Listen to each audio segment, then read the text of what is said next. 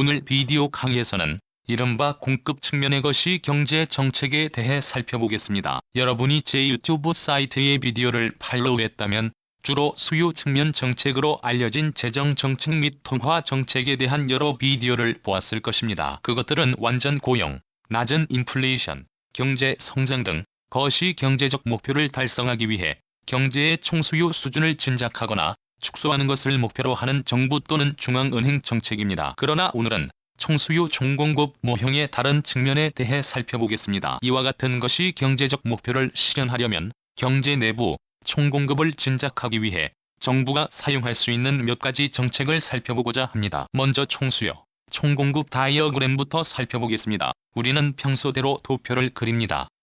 장기 총공급 곡선입니다. 우리는 그걸 이름하여 LRAS라고 합시다. 장기 총공급은 완전 고용 상태에서 생산할 때 이 경제에서 무엇이 가능한지를 나타냅니다. 장기 총공급에 따른 균형 수준의 국민소득을 완전 고용 국민소득 또는 YFE로 표시합니다.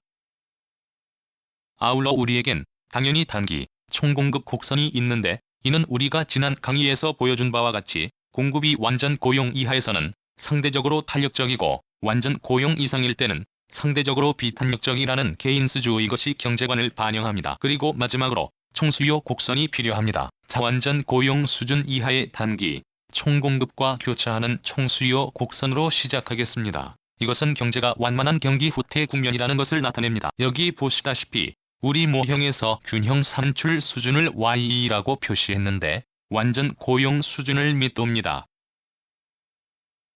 따라서 이 경제는 경기 후퇴갭을 경험하고 있습니다. YE와 YFE 사이에서 말입니다. 게다가 물가 수준 PE가 있는데 이는 보시다시피 이 경제가 완전 고용 수준의 총생산을 달성할 경우 존재할 물가 수준보다 다소 밑도는 물가 수준입니다. 보시다시피 이 경제는 완만한 경기 후퇴를 경험하고 있습니다. 정부는 이 경제가 경기 후퇴를 탈출하는 데 도움이 되는 최적의 정책 대응을 결정해야 합니다. 이전에 여러 수업에서 수요 측면 정책을 활용하는 방법에 대해 탐구했는데 세금 감면이나 정부 지출 확대 또는 통화 정책의 사용법이 그것입니다. 화폐 공급 확대는 아시다시피 금리 인하를 초래하여 소비와 투자를 증가시키고 총수요를 진작합니다. 이런 것들은 수요 측면 정책인데 항상 수요 측면 정책만 활용하지는 않습니다. 어떤 정부는 총공급 진작이란 명확한 목표에 초점을 맞춘 공급 측면 정책을 선호합니다. 이러한 공급 측면 정책은 단기 총공급 곡선을 우행 이동시키거나 균형 산출 수준이 완전 고용 수준에 도달하거나 근접하는 산출량을 실현하는 정책입니다. 이번 영상 강의에서 살펴볼 내용이 바로 그겁니다. 완전 고용, 경제 성장 및 물가 안정이라는 것이 경제의 목표를 증진하기 위해 활용할 수 있는 시장 기반 및 개입주의 공급 측면 정책으로는 어떤 것들이 있을까요? 먼저 시장 기반의 공급 측면 정책이 무슨 말인지 정의해 보겠습니다. 이들 정책들은 정부의 개입을 늘리지 않으면서 자유시장에서 생산과 소비를 장려하여 경제 활동을 활성화하기 위한 정부의 정책을 말합니다.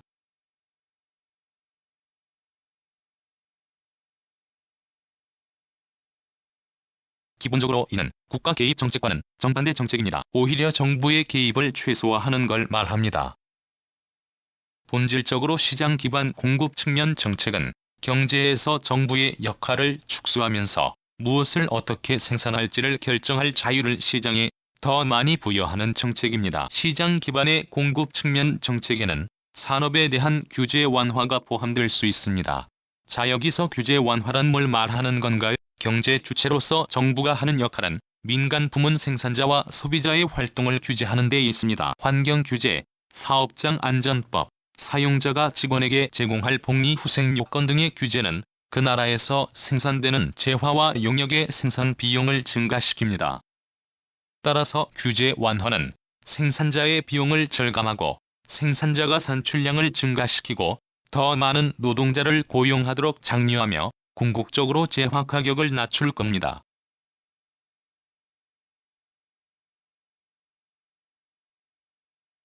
도식적으로 볼 때 규제 완화는 단기적인 총공급 증가로 나타납니다.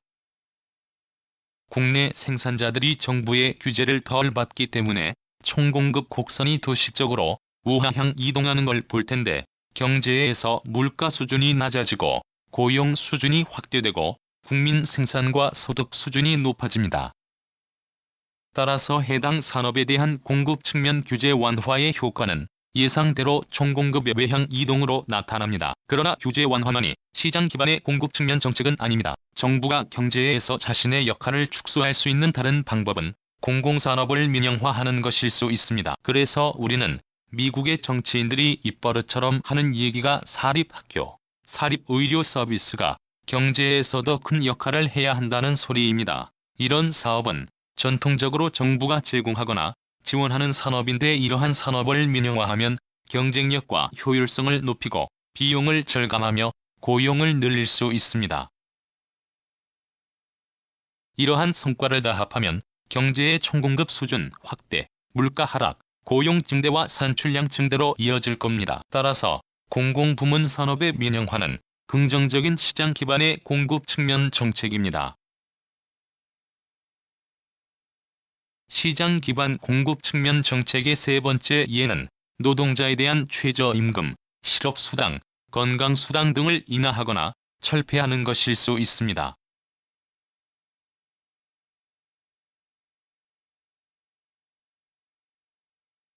이들 각각은 표면적으로 해당 국가의 나쁜 일처럼 들릴 수 있습니다. 하지만 당신이 이 나라의 고용주의자, 재화와 용역 생산자라면 최저임금 인하로 노동자들 간의 임금 경쟁이 확대되고 더 많은 노동자가 더 낮은 임금으로 일하도록 장려한다고 생각할 겁니다.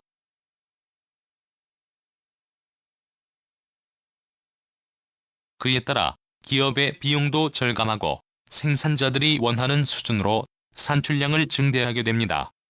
공급 측면 정책은 지금 보시다시피 생산자 비용을 절감하여 경제에서 생산성과 고용을 희망하는 수준으로 증대하는 모든 정책입니다. 비용 절감은 종종 전국의 소비자에게 가격 인하라는 보상으로 돌아옵니다. 보시다시피 단기 총공급 증대는 물가 수준에 대한 하방 압력을 가하게 됩니다. 이것은 일종의 디플레이션입니다. 그러나 실제로 경제에서 희망하는 디플레이션의 한 형태입니다.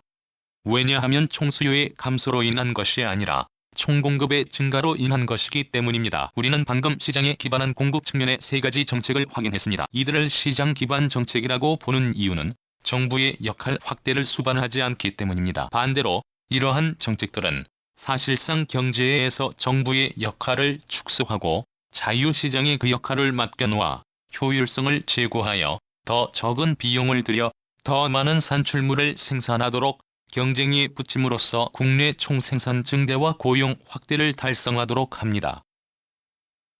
이른바 게이트웨이 공급 측면 정책에 대한 논의로 넘어가 보겠습니다. 여러분이 예상하듯이 게이트웨이 공급 측면 정책은 정부의 역할 확대를 수반하는 정책이지만 생산성 향상이나 비용 절감을 유도하여 더 높은 수준의 생산과 경제 성장은 물론 고용까지 장려하는 정책을 말합니다. 시장 기반의 공급 측면 정책과는 달리 게이트웨이 정책은 국가 경제에서 차지하는 정부의 역할 확대를 수반합니다. 게이트웨이 공급 측면 정책 사례로는 어떤 것이 있을까요? 일반적으로 게이트웨이 공급 측면 정책은 주로 정부가 경제 내부에 공공재나 가치재를 공급하는 것을 말합니다. 시장 실패에 관한 이전 단원을 기억해 보시면 공공재는 자유시장에서 공급되지 않는 것을 보통 말합니다. 여기에는 사회 기반 시설 투자가 포함될 수 있습니다. 국내 인프라 개선은 실제로 민간 부문 생산자의 비용을 감소시킵니다. 따라서 도로, 교량, 터널, 대중교통, 통신 및 고속 인터넷을 포함하는 인프라 개선은 실제로 민간 부문의 생산자 비용을 절감하고 궁극적으로 민간 부문의 경제 활동을 향상할 겁니다.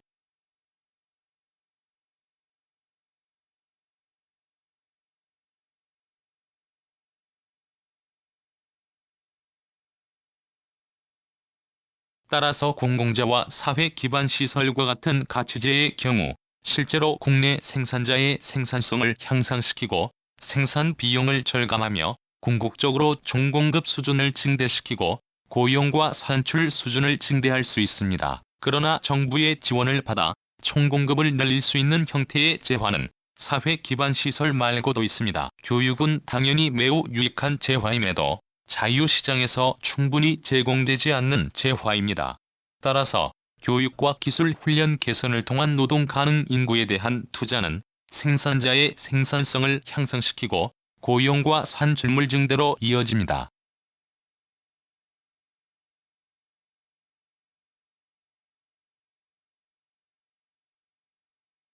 사회 간접 자본에 대한 투자와 교육, 직업 훈련 또는 기술 훈련에 대한 투자는 모두 정부가 담당할 수 있으나 궁극적으로 민간 부문의 생산성 향상과 산출을 증대시키고 총공급의 증가를 초래하여 단기적, 장기적 경제 성장에 기여합니다. 게이트웨이 공급 측면 정책의 세 번째 예는 정부의 연구개발 투자가 될 수 있습니다.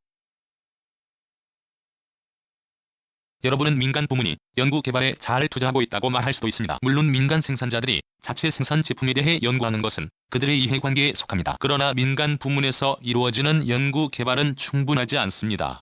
정부의 연구개발 투자는 경제 성장에 대한 중대한 기여이며 기술 혁신이나 기술 발전을 끌어내어 민간 부문이 그러한 기술을 채택함으로써 국가 전체를 위한 생산성 향상과 산출 증대를 이뤄낼 수 있습니다. 정부 기관의 자금으로 이루어지는 연구개발 사업은 과학적 혁신을 이끌어내 궁극적으로 민간 부문의 효율성과 생산성을 향상합니다. 공급 측면 정책은 한 가지 매우 중요한 지점에서 수요 측면 정책과 차이가 있습니다. 공급 측면 정책의 취지는 경제의 총수요 수준을 짐작하는 데 있지 않습니다. 보시다시피 수요 측면 정책이 경제를 완전 고용 수준으로 회복시킬 수 있지만 그 대가로 고인플레이션을 초래합니다. 그러나 공급 측면 정책은 수요 측면보다 국가 경제에 많은 이득을 가져다 줍니다. 시장 기반이든 그렇지 않든 공급 측면 정책은 주로 민간 부문에 대한 정부의 개입을 축소하기 위한 정책입니다. 공급 측면 정책으로는 업계에 대한 규제 완화, 공공부문 기업의 민영화, 노동자들에 대한 최저임금과 실업수당 및 건강수당의 인하 및 철폐를 포함합니다. 이러한 조치는 노동시장의 경쟁을 확대하여 임금에 대한 하방 압력을 가하면서 물가 하락, 산출 및 고용 증대를 끌어낼 수 있는 편익이 있습니다. 게이트웨이 공급 측면 정책은 자유시장에서 충분히 제공되지 않는 공공재와 가치재해의 공급에 정부가 관여한다는 점에서 차별성이 있습니다. 인프라, 교육, 연구 및 개발에 대한 투자. 이러한 투자는 실제로 국내 노동 인구의 생산성을 향상시키고 민간 부문 고용주들이 산출 수준을 증대하고 노동자 고용을 확대하고 재화와 용역 생산을 증대하도록 장려합니다. 단기적 경제 성장과 장기적 경제 성장을 모두 달성하게 합니다. 효과적인 공급 측면 정책이 장기 경제 성장에 미치는 영향에 대해 간단히 설명하겠습니다. 나는 학생들에게 경기 후퇴 기간에 이루어지는 총수요의 증가는 단기적인 산출 증대로 이어질 수 있어 경기 후퇴를 종식할 수 있지만 그렇다고 해서 그것이 반드시 장기적인 총공급의 증가로 이어지는 것이 아니기 때문에 장기 경제 성장을 장려하는 데는 큰 도움이 되지 않는다고 말하곤 합니다. 수요 진작만으로는 경제 문제에 대한 단기적인 해결책에 불과합니다. 시장 기반 공급 측면 정책과 게이트웨이 공급 측면 정책을 통해 총공급을 진작하는 것이 경기 후퇴에 맞서는 수단으로 더 적합하다는 점을 지적해야 합니다. 경제가 경기 후퇴에서 회복된 후에도 정부의 규모나 국가 부채가 비대해지는 일은 없습니다. 오히려 공급 측면 정책에 따른 산물로는 인프라 확대, 노동 인구의 교육 수준 향상, 연구 개발 부문의 강화를 들 수 있으며 민간 부문 역시 미래 경제 성장과 번영을 이룩하기 위한 능력을 제대로 갖출 수 있게 됩니다. 지금 제 말의 상당 부분은 이념적으로 매우 충만합니다만 속지 마세요. 나는 수요 측면 정책을 믿습니다. 나는 다만 단기 및 장기 경제 성장을 모두 촉진하기 위해 정부가 수요 측면과 공급 측면 정책을 결합하여 책임감 있게 사용해야 한다고 생각합니다. 이것으로 공급 측면 정책에 관한 이번 강의를 마무리합니다. 나는 아마도 공급 측면 정책에 관한 추가 영상을 제작하지 않을 겁니다. 학생들은 민간 부문이 더 많은 노동자를 고용하도록 장려하는 정책이라면 그것이 무엇이든 공급 측면 정책이라는 것을 알 필요가 있습니다. 여기에는 노동시장의 경쟁 확대, 민간 부문에 대한 규제 완화, 사회 간접 자본, 연구 개발, 인적 자본 개발에 대한 정부의 투자가 포함될 수 있습니다. 이러한 투자는 그 나라 노동자의 생산성뿐만 아니라 그들이 사용하는 자본재도 향상할 겁니다. 생산성이 높아지면 총공급과 산출량 증대로 이어져 궁극적으로 수준 높은 장기 경제 성장을 이끌 수 있습니다.